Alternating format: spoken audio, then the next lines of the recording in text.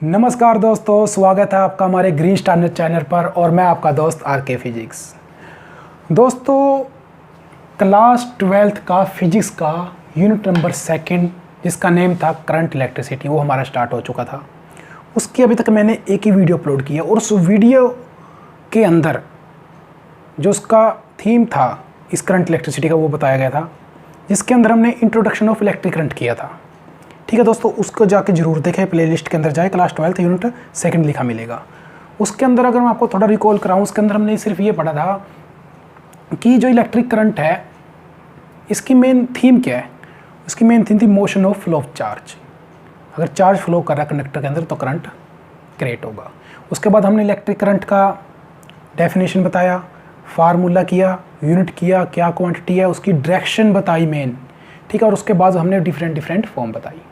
तो दोस्तों, आज की वीडियो एक बिल्कुल छोटी सी वीडियो है। इसके अंदर हमने बिल्कुल 3 टॉपिक करने हैं। 2 तो बिल्कुल इजी टॉपिक है और जो आप देख सकते हैं मैंने ऊपर की पॉइंट लिखे हैं। पहला है करंट कैरियर्स करेंगे आज का हम टॉपिक, सेकंड करेंगे करंट थ्रो ए मेटालिक कंडक्टर, और लास्ट का आज का जो वीडियो का टॉपिक आएगा करंट डेंसिटी। अगर मैं इनमें से कहूँ तो पॉइंट फॉर अपने एग्ज़ाम के लिए ले सकते हैं, वो इम्पोर्टेंट हमारा करंट डेंसिटी है।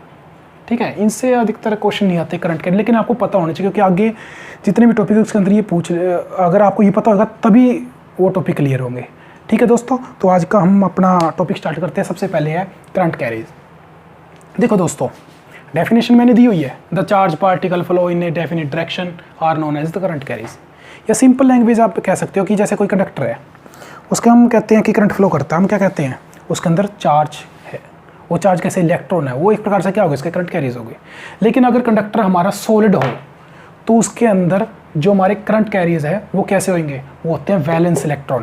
यानी अगर मैं कहूँ ये सॉलिड सब्सटेंस है, सॉलिड कंडक्टर है, इसके अंदर करंट फ्लो कर रहा है, आपको कोई फ्लो ऑफ चार्ज हो रहा है, मोशन हो रहा है चार्ज का, मोशन हो रहा है इलेक्ट्रॉन का, लेकिन वो कैसे, वो होते हैं उसके अंदर वैलेंस इलेक्ट्रॉन। क्लियर है दोस्तों, कहना समझ आ गया? तो अब आपको टॉपिक से जुड़ चुके हो कि ये होता क्या करंट कैरियर्स।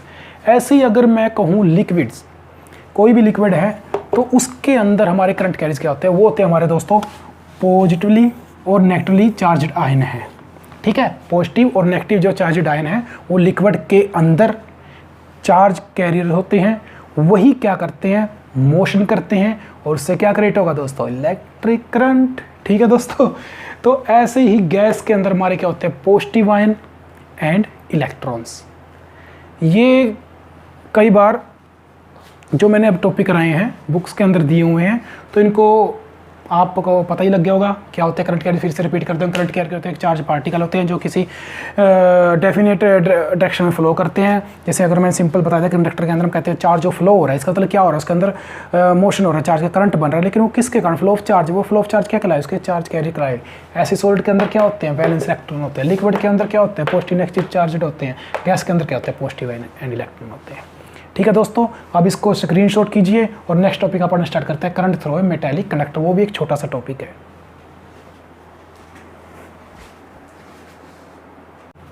तो दोस्तों, आज की वीडियो का जो हमारा नेक्स्ट टॉपिक है वो टॉपिक है करंट थ्रो ए मेटालिक कंडक्टर। मीन कोई एक कंडक्टर है, उसके अंदर से जो हमारा करंट है फ्लो कैसे कर रहा है। दोस्तों, अगर मैं कहूँ करंट फ्लो करता है किसी कंडक्टर के अंदर, तो आप क्या कहते हो, उसके अंदर क्या होते हैं, फ्री इलेक्ट्रॉन प्रेजेंट होते हैं, वही मोशन करते हैं। पहली वीडियो के अंदर हमने यही कहा था, फ्री इलेक्ट्रॉन होते हैं, वो मोशन करते हैं, वही क्या क्रिएट करते हैं, करंट क्रिएट करते हैं। यही इस लेसन का, इस यूनिट का थीम था। ठीक है दोस्तों, अब अगर देखो ये फर्स्ट स्ट्रक्चर को देखो, in the absence of electric field, इसमें इलेक्ट्रिक फील्ड क्या है, अब्सेंट है। ठीक है दोस्तों, नहीं है यहाँ पर इलेक्ट्रिक फील्ड। तो electron are present in random motion, random in तिरछे बिरछे कहीं भी जिस जगह समोसा लगा लो, तो रैंडमली मोशन कर रहे हैं, आपको दिख भी रहा है। ठीक है दोस्तों, जैसे ही हमने इलेक्ट्रिक फील्ड अप्लाई कर दिए, देखो दोस्तों इस डायरेक्शन में, ऐसा क्यों है, positive to negative. First unit के अंदर हमने किया इलेक्ट्रिक फील्ड की डायरेक्शन क्या होती है, पॉजिटिव टू नेगेटिव। ये बैटरी लगाई है, पॉजिटिव टू नेगेटिव। इसी की डायरेक्शन में क्या होती है, पॉजिटिव से नेगेटिव डायरेक्शन की ओर हमारा इलेक्ट्रिक फील्ड होता है। ठीक है दोस्तों, electron will experience a force. तो क्या होगा, जैसे ही हमने इलेक्ट्रिक फील्ड अप्लाई की तो जो हमारे इलेक्ट्रॉन है वो क्या महसूस करेंगे, एक फोर्स एक्सपीरियंस करेंगे। और किसकी वजह से, जब हमने इलेक्ट्रिक फील्ड अप्लाई की है। तो in the direction opposite to the electric field, फिर से देखिए, in the direction opposite to the electric field, mean ये इलेक्ट्रिक फील्ड लगा, इलेक्ट्रॉन ने क्या एक्सपीरियंस किया, एक फोर्स एक्सपीरियंस किया, और वो इलेक्ट्रॉन के अपोजिट लगा है, यानी इलेक्ट्रॉन कहाँ जाएंगे, इस डायरेक्शन की ओर जाएंगे। क्लियर है दोस्तों? आप क्या कह रहे हो, जैसे ये इलेक्ट्रिक फील्ड लगा, इलेक्ट्रॉन ने क्या किया, एक फोर्स एक्सपीरियंस किया in the direction opposite to the electric field, electric field की ये डायरेक्शन है, तो करंट की, इलेक्ट्रॉन की डायरेक्शन कौन सी होगी, ये दोस्तों। क्लियर है दोस्तों? और मुझे बता दीजिए करंट की डायरेक्शन क्या होगी। तो करंट की डायरेक्शन क्या होगी, पॉजिटिव टू नेगेटिव, यानी इलेक्ट्रॉन के अपोजिट। फर्स्ट वीडियो के अंदर हमने यही किया था दोस्तों, जाके प्लेलिस्ट में जाइए और इंट्रोडक्शन ऑफ इलेक्ट्रिक करंट वाला टॉपिक उठा के देखिए, उसके अंदर मैंने यही चीज़ एक्सप्लेन की है। तो ये टॉपिक था दोस्तों हमारा current through a metallic connector. तो इसको स्क्रीनशॉट कीजिए। तो आज का जो हमारा लास्ट टॉपिक है करंट डेंसिटी, उसको हम पढ़ते हैं। तो दोस्तों आज की वीडियो का हमारा जो लास्ट टॉपिक है वो है करंट डेंसिटी। ठीक है दोस्तों, ये पॉइंट ऑफ एग्ज़ाम के लिए बड़ा इंपॉर्टेंट है। जो आज हमने दो टॉपिक है, current carries, current through metallic connector, वो इतने इंपॉर्टेंट नहीं है, बस आपको उनके बारे में पता होना चाहिए, क्योंकि जितने भी आगे टॉपिक उनसे रिलेटेड है, उनसे कुछ ना कुछ आ ही जाता है उसके अंदर, टॉपिक के अंदर। तो स्टार्ट करते हैं करंट डेंसिटी। करंट आपने पढ़ ही लिया था, मोशन ऑफ इलेक्ट्रॉन, वहाँ से क्रिएट होता करंट। डेंसिटी, डेंसिटी को क्या बोलते हो, मास पर वॉल्यूम। आप कहते हो इतने वॉल्यूम के अंदर इतना मास है, ठीक है, यही चीज़ बताती है हमें डेंसिटी, घनता बताती है उसके बारे में। ऐसे ही देखो डेंसिटी क्या बताती है, करंट डेंसिटी क्या बताती है कि इतने पर यूनिट एरिया के अंदर से इतना करंट फ्लो हो रहा है। डेंसिटी इतने वॉल्यूम के अंदर हमारा इतना मास है। तो वैसे ही करंट डेंसिटी हमें ये बताती है कि इतने पर यूनिट एरिया से, जैसे मैं कहता हूँ जैसे ये मैंने ये एरिया बना दिया और ये मेरी 5 उंगलियां इलेक्ट्रॉन है, ये करंट यानी करंट का मोशन हो रहा है, ये ऐसे गया, तो कितने पर यूनिट एरिया के अंदर से कितने इलेक्ट्रॉन गए, उसको डिस्क्राइब कौन करता है दोस्तों, करंट डेंसिटी। तो आशा करता हूँ आपको क्लियर हुआ होगा।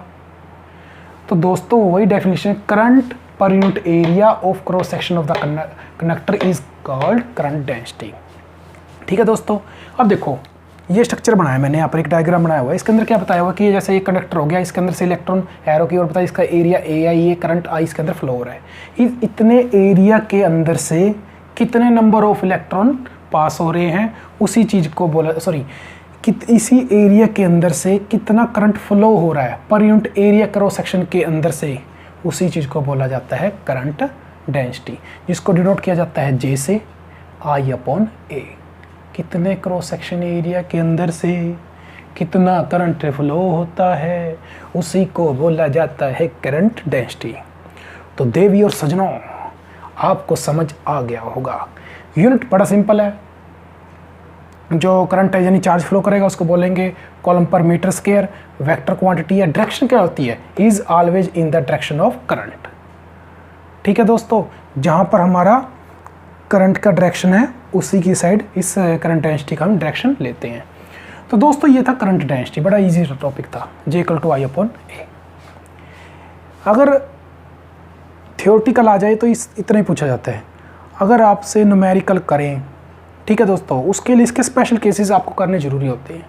वो स्पेशल केस क्या है, व्हेन क्रॉस, पढ़ने की जरूरत नहीं, पहले अगर आप पहले डायग्राम देखो, स्पेशल केस दिख रहा है, जो क्रॉस सेक्शन है वो कैसा है, zoom incline, when cross section is incline.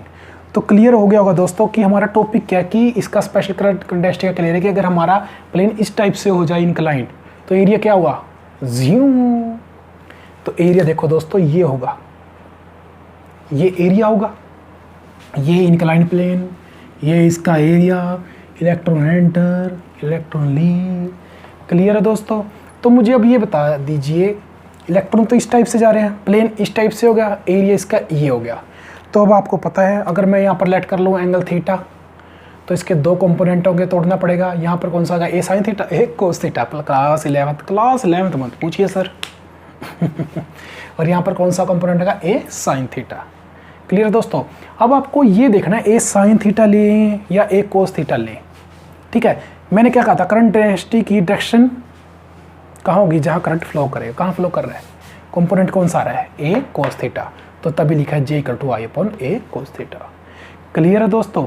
पर बस टॉपिक हो गया ख़त्म।